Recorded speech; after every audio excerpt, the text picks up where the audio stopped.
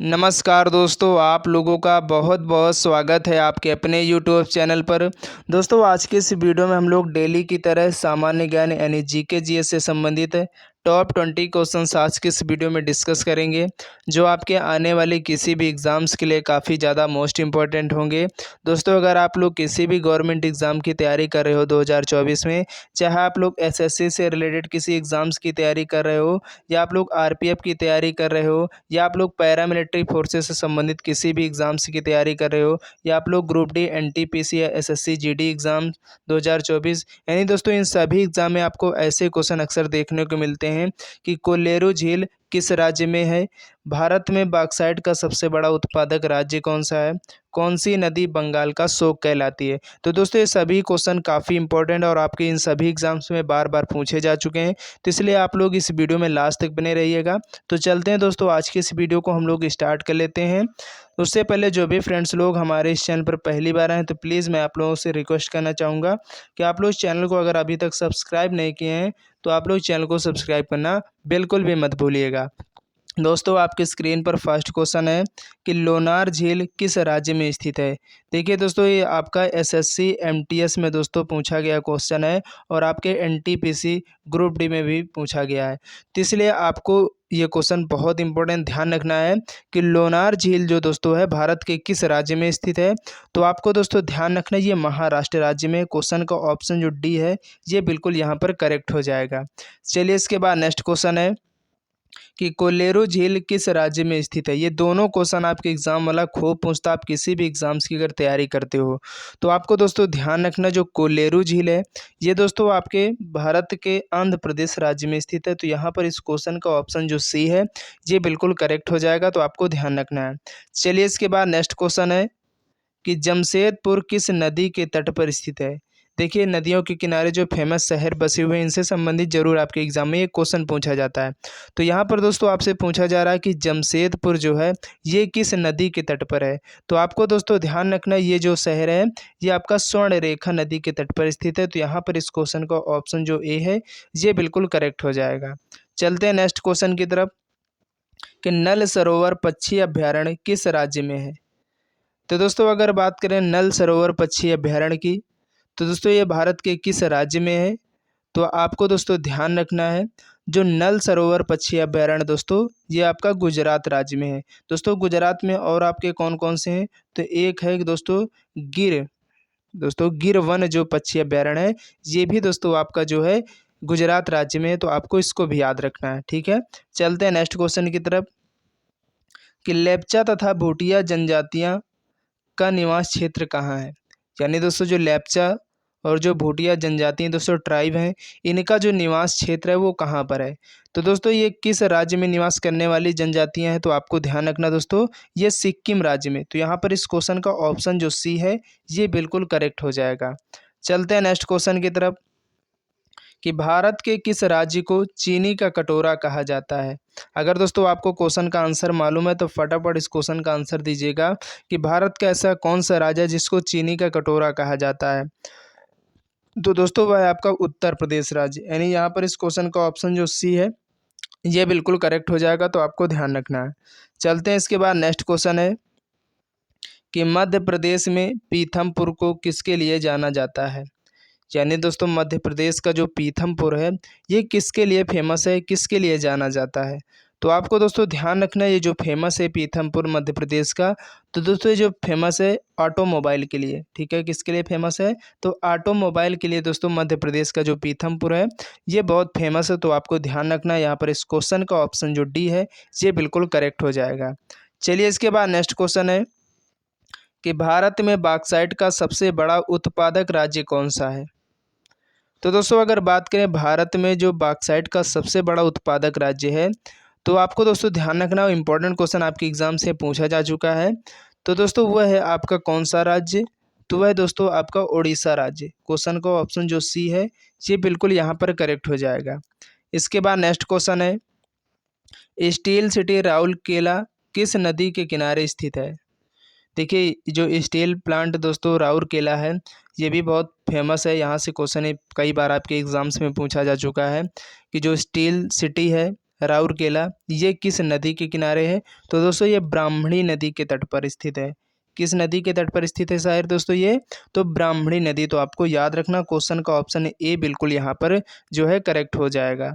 चलिए इसके बाद नेक्स्ट क्वेश्चन है कि शांत घाटी अवस्थित है, यानी दोस्तों आपकी जो साइलेंट वैली है ये कहाँ पर स्थित है? देखिए कई बार आपके एग्जाम में इसको साइलेंट वैली दे देगा, ठीक है, साइलेंट वैली, तो आप लोग कंफ्यूज हो जाएंगे। तो इसलिए आपको अगर ये हिंदी में लिख देगा साइलेंट वैली तो आप लोग पूछोगे ये कहाँ पर है, तो इसलिए इसको साइलेंट वैली भी बोलते हैं, तो ये बात भी याद रखना।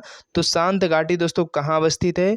तो ये दोस्तों आपके जो है केरल राज्य में। यहाँ पर इस क्वेश्चन का ऑप्शन जो बी है ये बिल्कुल करेक्ट हो जाएगा।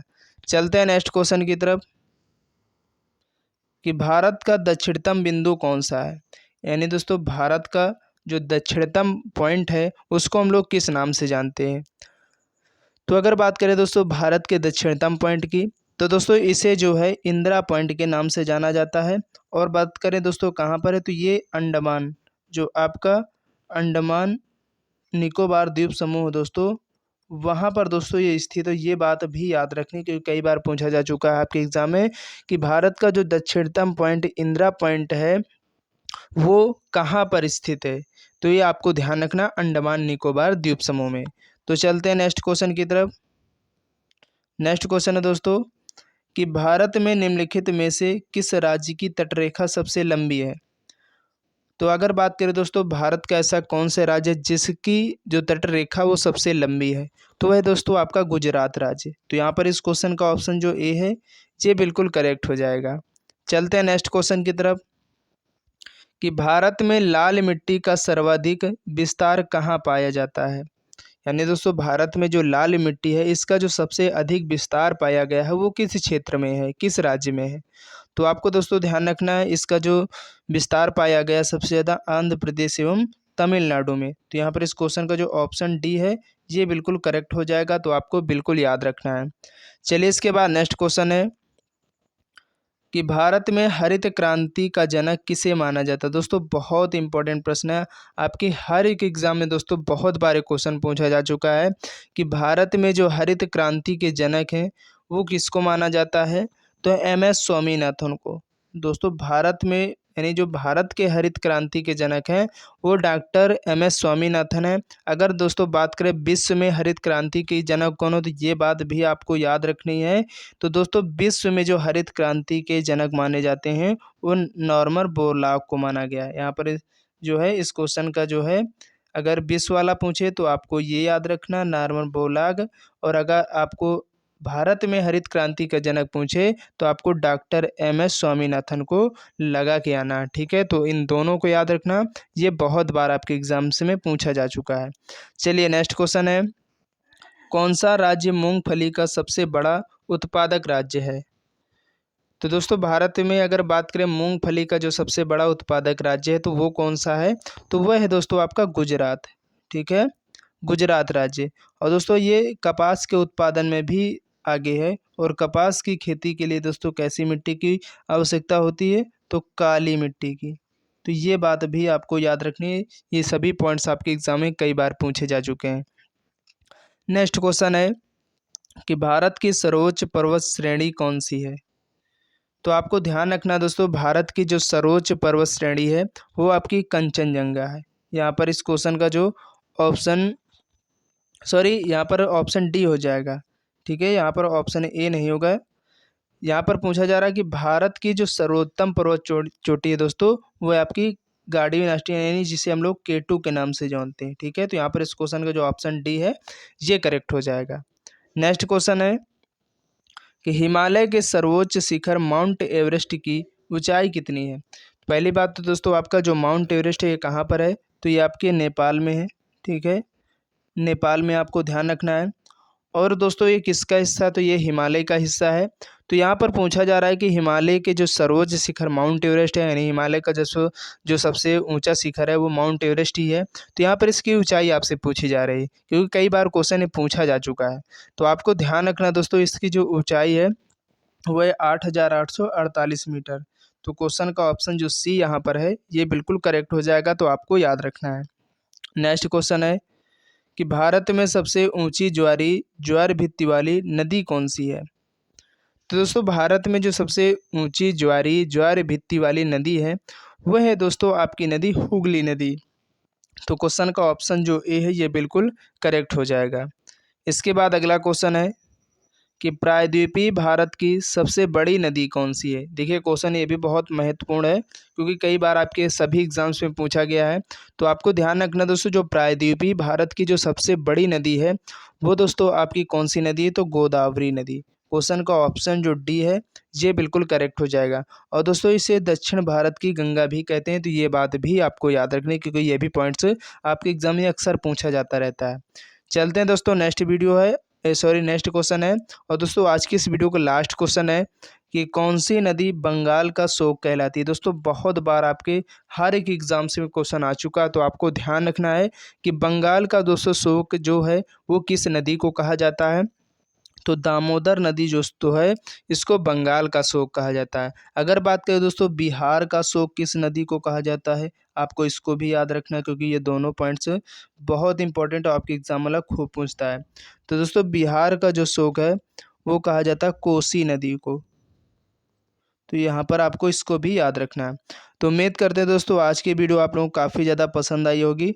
तो आप लोग प्लीज़ वीडियो को लाइक कर देना और ज़्यादा से ज़्यादा अपने फ्रेंड तक इन सभी वीडियो को शेयर कर देना क्योंकि दोस्तों हर एक क्वेश्चन बहुत इंपॉर्टेंट है। आप किसी भी एग्ज़ाम्स की 2024 में तैयारी कर रहे हो, ऐसे क्वेश्चन दोस्तों जीके जीएस में अक्सर आपके एग्ज़ाम में देखने को मिलते रहते हैं। तो इसलिए दोस्तों जीके जीएस को मजबूत करने के लिए हमारे इस चैनल को आप लोग सब्सक्राइब करना बिल्कुल भी मत भूलिएगा। और दोस्तों ये जो क्लास है हमारे इस चैनल पर आप लोगों को डेली मॉर्निंग में मिलती रहती है। तो चलते हैं दोस्तों नेक्स्ट वीडियो के लिए, तब तक के लिए जय हिंद जय भारत।